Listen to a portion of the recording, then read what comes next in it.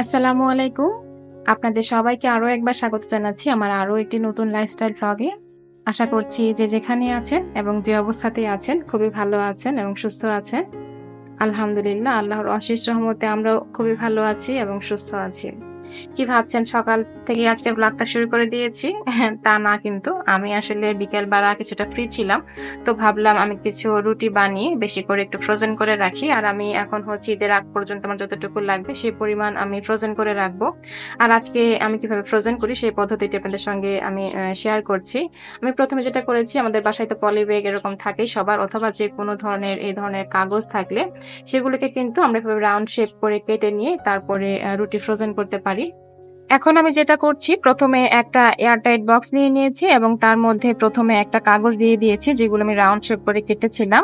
তো এরপর একটা রুটি দিয়ে দিব এবং তার উপরে আরেকটা কাগজ দিয়ে তার উপরে আরেকটা রুটি রাখবো।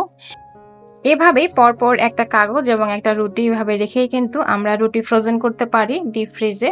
আর এগুলো কিন্তু প্রায় ১৫ দিন থেকে ১ মাসের মতো এভাবে ফ্রোজেন করতে পারি আমরা। আর আমি এখানে আমার ঈদের আগ পর্যন্ত যতটুকু লাগবে সেই পরিমাণ রুটি আমি ফ্রোজেন করে রাখছি। আর অনেকেই দেখা যায় কি যে রুটি কিন্তু বানানোর পরে হালকা ২ পিঠ সেঁকে তারপরে ফ্রোজেন করেন। কিন্তু আমার কাছে সেটা একটু ঝামেলা মনে হয়। তো আমি এভাবেই মেক্সিমাম টাইম করে থাকি। আর অবশ্যই ঢাকনাটা খুব ভালো করে লাগিয়ে দিতে হবে যাতে করে ভিতরে বাতাস প্রবেশ করতে না পারে। আর নরমালি আমরা যে রুটি বানাই আর ফ্রোজেন রুটি কিন্তু একই রকম হয়। তেমন একটা পার্থক্য আমার কাছে মনে হয় না। আর যে সুপার শপ থেকে যে ফ্রোজেন পরোটা কিনি সেগুলোও কিন্তু এই পদ্ধতিতেই ফ্রোজেন করা হয়। এটা হচ্ছে পরদিন সকালবেলা।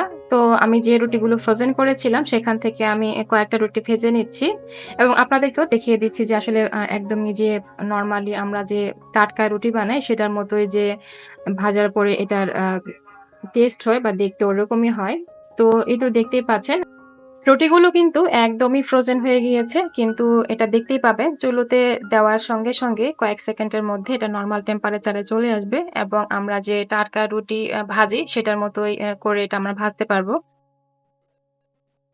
অনেকেই তো অনেকভাবে রুটি ফ্রোজেন করে থাকেন যার সুবিধা মতো। তো আমি যেহেতু এভাবে করি তাই ভাবলাম যে আমার এই পদ্ধতিটা আপনাদের সঙ্গে শেয়ার করি।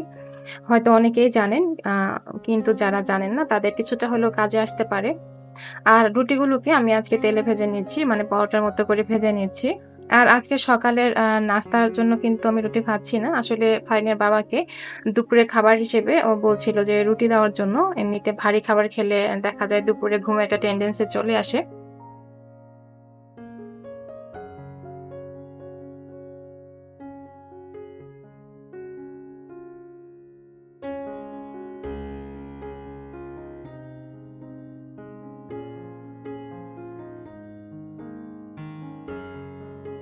ভিডিও ঠিক এই পর্যায়ে আপনাদেরকে সেই পুরনো কথাটি আরো একবার মনে করিয়ে দিচ্ছি।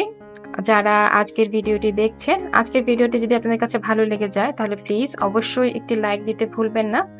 আর যারা আজকে ১ম বারের মতো আমার ভিডিওটি দেখছেন, আপনারা চাইলে আমার চ্যানেলটি ভিজিট করে আমার এর আগের ভিডিওগুলো দেখে আসতে পারেন। আর আমার পরবর্তী ভিডিওগুলো দেখতে চাইলে অবশ্যই আমার চ্যানেলটিকে সাবস্ক্রাইব করে পাশে থাকা বেল বাটনের অল অপশনটি সিলেক্ট করে নিতে হবে। ইতোমধ্যেই যারা কাজগুলো করে দিয়েছেন আপনাদের সবাইকে জানাচ্ছি অসংখ্য ধন্যবাদ।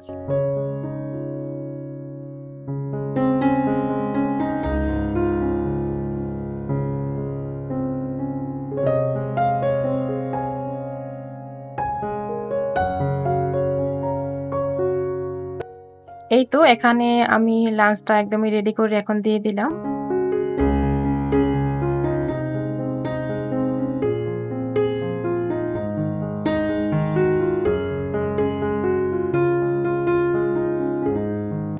যেদিন রান্নাবান্না না থাকে মনে হয় আজকে অনেকটা ফ্রি আছি। কিন্তু দেখা যায় তারপরও কোনো না কোনো কাজ কোথাও না কোথাও থেকে বেরিয়ে পড়ে।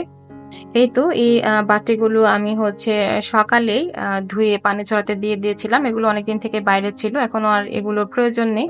দেখা যায় বেশি জিনিসপত্র বাইরে বেরোনো থাকলে সবকিছু এলোমেলো হয়ে থাকে। তো জায়গা মতো এগুলোকে রেখে দিব। তাই একটু মুছে নিচ্ছি।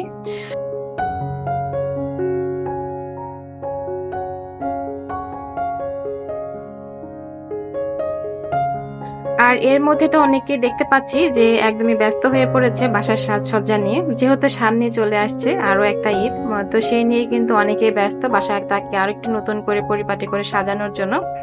যেহেতু ঈদ আসলে আমরা চেষ্টা করি নিজের সঙ্গে, সঙ্গে আমাদের চারপাশের পরিবেশ বা ঘর-বাড়ি সবকিছু একটু নতুনভাবে সাজাতে। তো সেটাই কিন্তু অনেকেই করছেন। তো আমার যেহেতু ঈদ করা হবে গ্রামের বাড়িতে, আমার আবার সেই ধরনের কোনো প্ল্যান বা সে ধরনের কোনো কাজ নেই। তো যেভাবে সবসময় চলে সেভাবেই চলে যাচ্ছে। আর আমরা যারা শেকড়ের টানে আমাদের আপনজনদের কাছে ছুটে চলবো, তারা ব্যস্ত আছি বাসের টিকিট, ট্রেনের টিকিট কবে পাবো সেই দুশ্চিন্তায়। আর ব্যাগ গুছাও বা গুছগাছ টুকটাক বাড়িতে যাওয়ার জন্য যা কিছু প্রয়োজন হয় সেই ধরনের ব্যস্ততা নিয়ে। তো আমার মধ্যেও সেই ধরনের ব্যস্ততাই আস্তে, আস্তে শুরু হয়ে যাবে।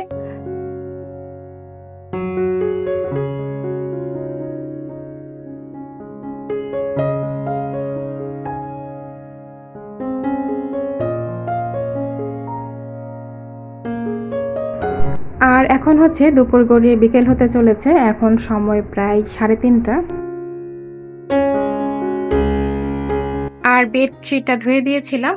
আর এখন দেখলাম যে শুকিয়ে গিয়েছে। তাই ভাবলাম যে এটাকে এখন একটু গুছিয়ে রেখে দেই।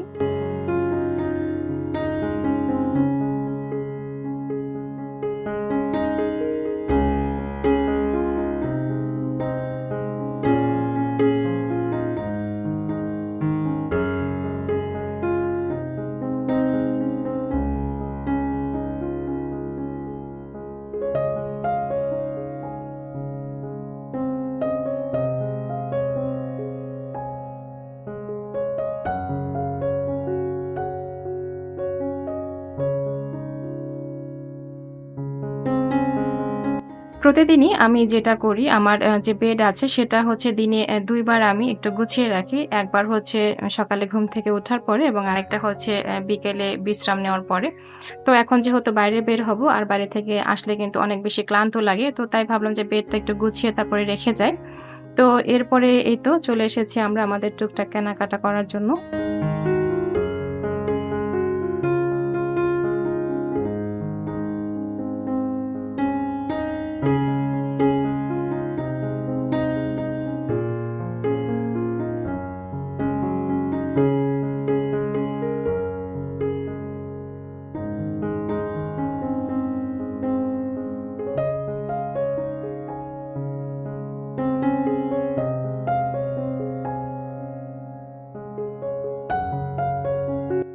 আর আজকে মূলত কেনাকাটা করতে আসা হয়েছে আমার মেয়ের জন্য। আজকে আসলে আমাদের তেমন কোনো কারোরই কেনাকাটা নেই। তো যেহেতু আমাদের দেখা যায় মেক্সিমামই রোজার ঈদে যার যেটা প্রয়োজন সেটাই কেনা হয়। তো এই ঈদে খুব একটা কেনাকাটা থাকে না। তো ফারিনের জন্য টুকিটাকি কিছু কেনাকাটা ছিল সেটাই করতে এসেছি। শপিং শেষ করতে যেহেতু রাত হয়ে গিয়েছিল তাই রাতের খাবারটা আমরা এখান থেকে খেয়ে নিচ্ছি। সেই সঙ্গে আপনাদের কাছ থেকেও আজকের মতো বিদায় নিয়ে নিচ্ছি। যে যেখানেই থাকুন ভালো থাকুন এবং সুস্থ থাকুন। পরবর্তী ব্লগ দেখার আমন্ত্রণ রইল। আল্লাহ হাফেজ।